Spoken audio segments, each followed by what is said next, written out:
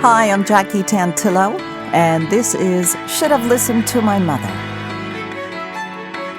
So great to be back with another episode of Should Have Listened to My Mother. Don't forget, you can find us all over social media, including YouTube. And we'd love it if you could remember to like or share or subscribe. It just helps us out a lot here at Should Have Listened to My Mother. In May of 2023, my guest, Lauren Rutkin, and other participants were on stage for a live presentation for the national organization called Listen to Your Mother in Maplewood, New Jersey. Listen to Your Mother invites men and women to read their own self-written personal stories about the varied themes of motherhood. Lauren's story is called The Rut Hut, and you'll soon find out why. Listen to Your Mother helps raise money for nonprofit causes supporting women and families in need. So be sure to check them out if you're not familiar with them. Listen to Your Mother. Lauren's story is one of a childhood with an invisible mom, so to speak. Her mother functioned professionally, taking care of others as a social worker, better than she did taking care of her own children. Unfortunately, she couldn't see that her own daughters longed for her love and attention. Today, Lauren is a mom and loves spending time with her kids. She spent many years working for not-for-profit organizations. Perhaps that's a gift from her mom, a shared interest in helping others. She started her own consulting business and now is the executive director of a philanthropic foundation and manages the volunteer, philanthropic, and DEI, the diversity, equity, and inclusion programming at the financial services firm Geller & Company. Though her mom passed away in 2020, Lauren says, "I recognize now that she did love me, just not the way I needed to be loved." Hi, Lauren, and welcome to Should Have Listened to My Mother. Hi, thank you for having me. So, I have heard your story, but I know my listeners have not, or some have not. What is your mom's name? Let's share her name. Sure, Gail Rutkin. How did you refer to your mom? Mom, just a traditional mom. Not Gail. No, not Gail. Some later on, we would say, in talking about my mother, we would say the mother. Did you speak to the mother today? The father, the mother. It just became one of these sayings that we would say between siblings. Yeah, totally understandable. Where did you grow up? I grew up in Fairfield, Connecticut, very close to Bridgeport, where my mom actually worked. And how many siblings? So I have one older sister from my birth parents, our kind of core unit, I like to say. I have two adopted sisters from my mom. My parents were divorced when I got divorced when I was 8. And I have one half sister from my dad's second marriage. And I have step siblings from my dad's third marriage. And are you still pretty close? Some of you, all of you? Yes. I don't see my dad's current wife's children. We're all grown. We all have lives. We have, grown children of our own, and we're kind of spread out. My adopted sisters live in Connecticut, where my mom raised us, and we've actually become much closer since my mom passed away in April of 2020. My half sister also lives somewhat locally, and I would say that relationship is or can be challenging. Okay, and more of us will understand as we get into, as you wrote so beautifully, the Rut Hut. Is that a good place to start? As a child, things weren't exactly ideal in your house, right? Yeah, you don't really understand it in some ways until you become a grown-up or when you have your own children. I grew up in Connecticut, as I said. I had a lot of different friends. My parents divorced when I was 8, and I didn't really understand it, but my mom was depressed. She was agoraphobic. She was manic depressive, and she struggled. She struggled keeping jobs. She was able to function with the basics of child raising, but to go deep just didn't really exist. And I remember when I was little, she was very present. It was when I started to grow up and have my own independent needs that it became a little more difficult for her. She functioned much better when we were little. So you mentioned you were 8 years old when your parents divorced. At what age-ish did you realize that your mom wasn't, all there with you guys?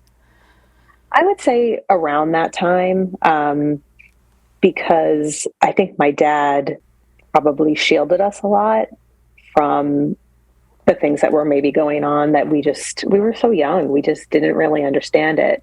But she would be in her room a lot. She would cry. I thought she was meditating, to be honest. And I think maybe she actually was, but she would kind of stay in her room a lot. She was a big smoker. And I would just smell the cigarettes all day long, which is common, I guess, in the 70s, in the car, in the house. And we lived in the summer on the beach, and we had family friends, and we were very carefree, like many kids were in the 70s, but ours went like a little step further. She wasn't really around. She was really in her room. And when my parents got divorced, it became even harder. She would cry when we would leave the house. They had joint custody, but it never really panned out that way. My dad would now say that he gave in a lot to her because she just needed us so badly to be around. It was like all she had was us and her job, of course. But she was very, very dependent on us emotionally. And we were 8 and 10 years old. Did he ever confide in you saying, your mom's going through a tough time or something, so maybe be a little bit more patient with her? Did he understand what was going on behind closed doors in your house versus where he was living? I don't think so. He didn't know how bad it was. Yeah, I don't think so. And she was able to function in some ways. She made us dinner. She was able to pick us up from places, but was always the last one to get there.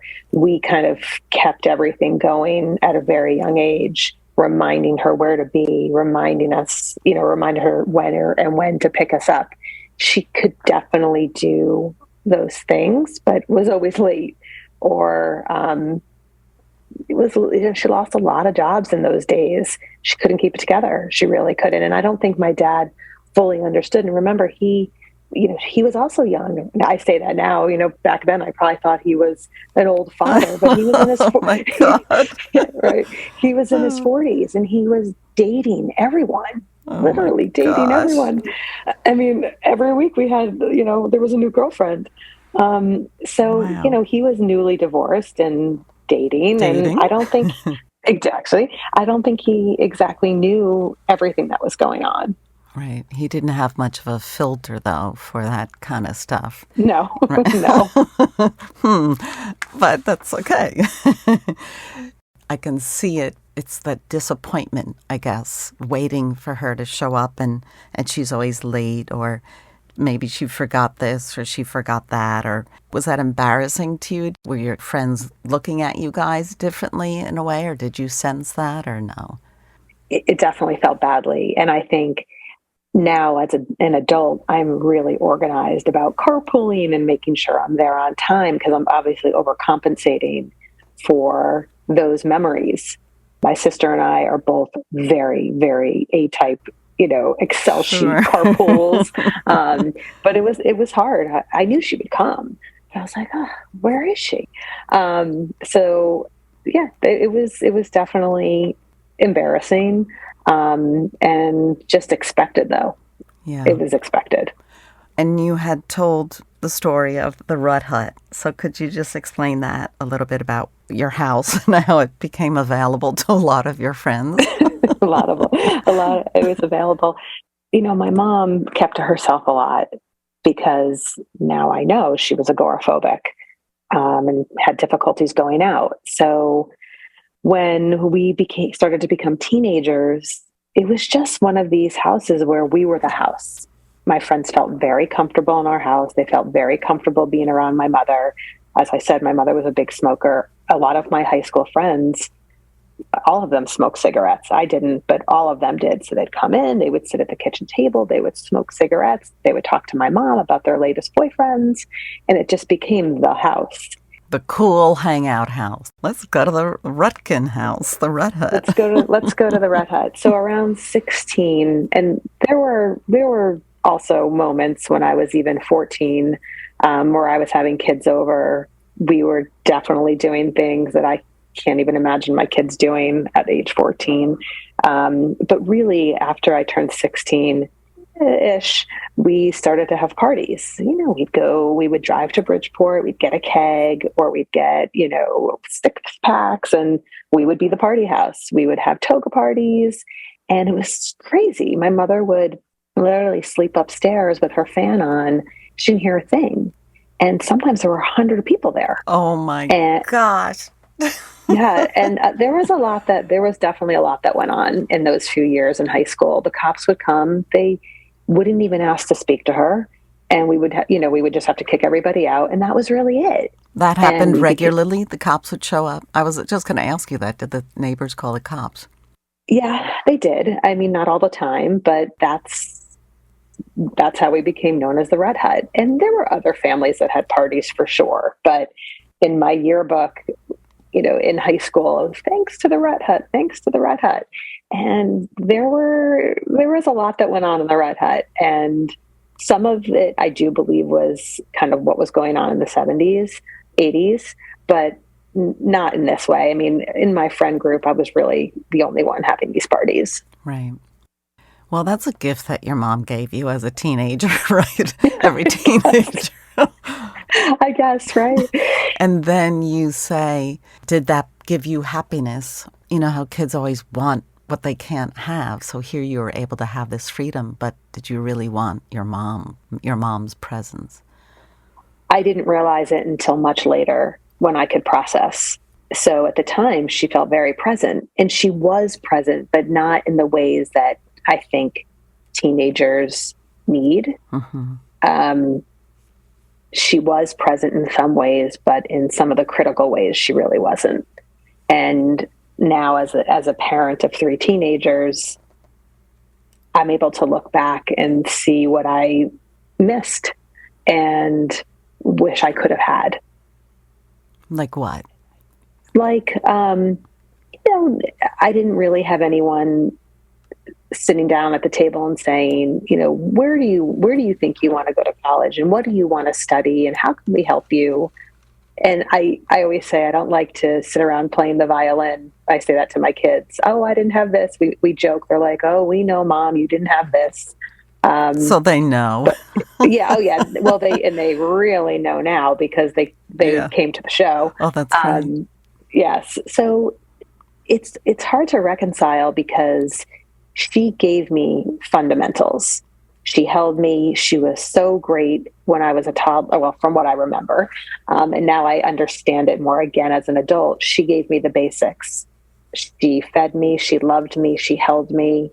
We went to early childhood center, preschool.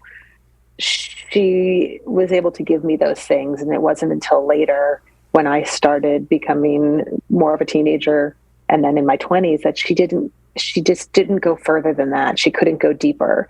And asked me, where do you want to go to school and what do you want to study and what are you doing now? And she couldn't have more of those adult type dialogues because either because of her insecurities, because she was depressed, because I was now becoming more of an independent young adult and almost surpassing her in some ways in terms of relationships. She was successful in her job for sure.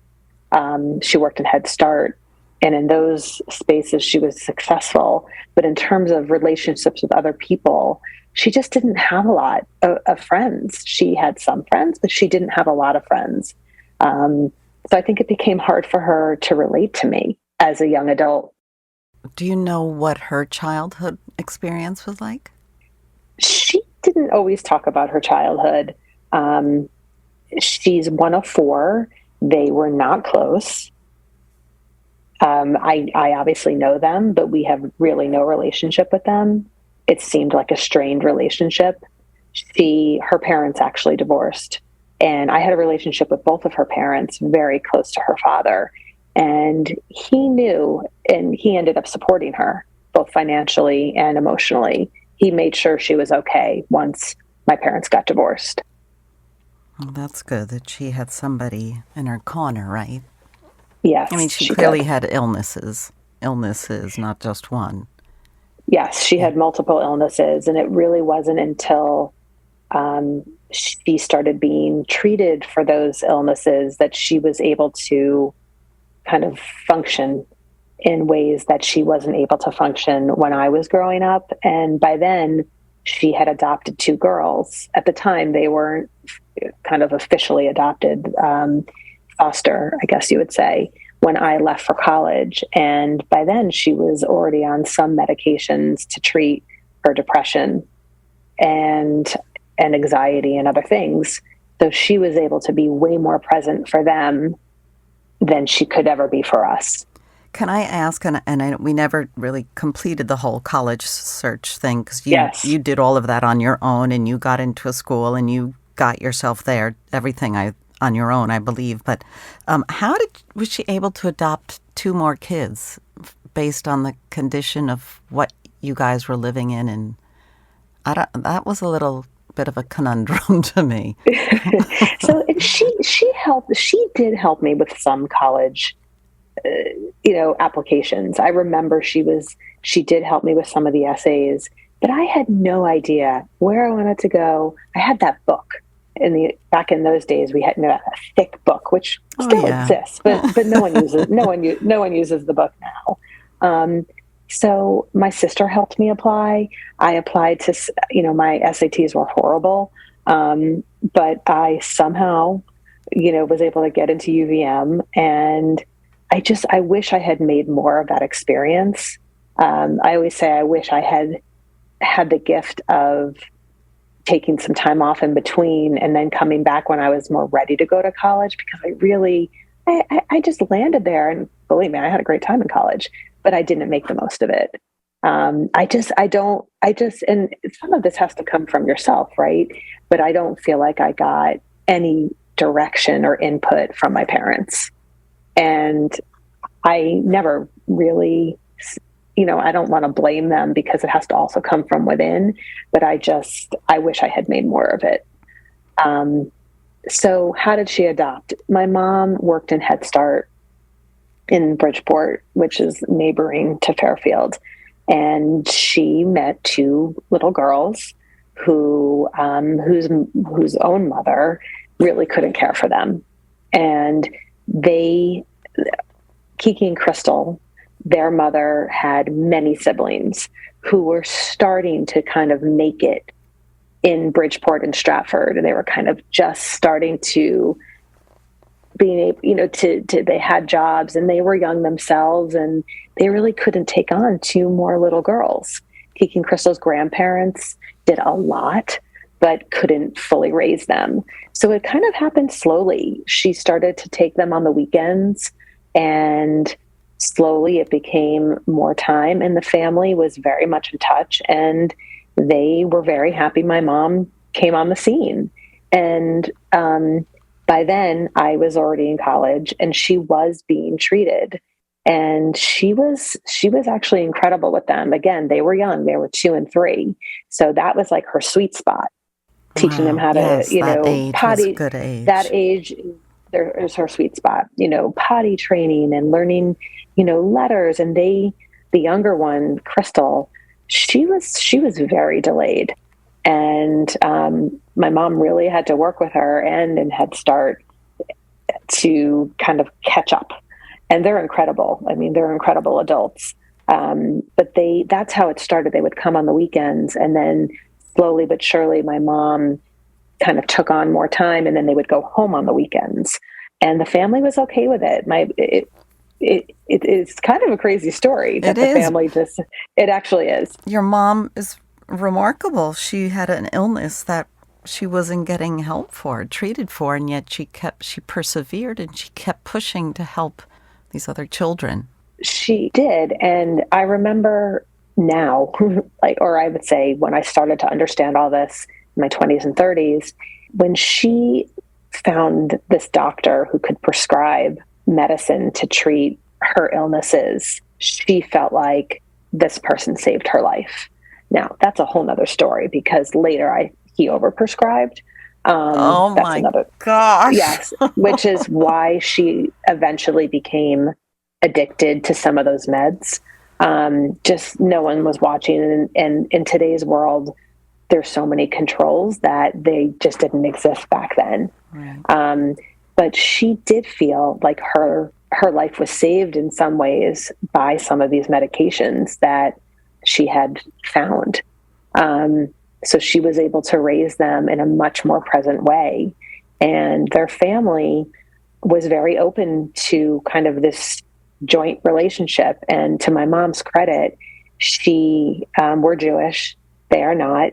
And she made sure to maintain a home with their holidays. She went to their family's holidays for Thanksgiving and Christmas as we started to get older and have our own families. My mom was always invited to their holidays.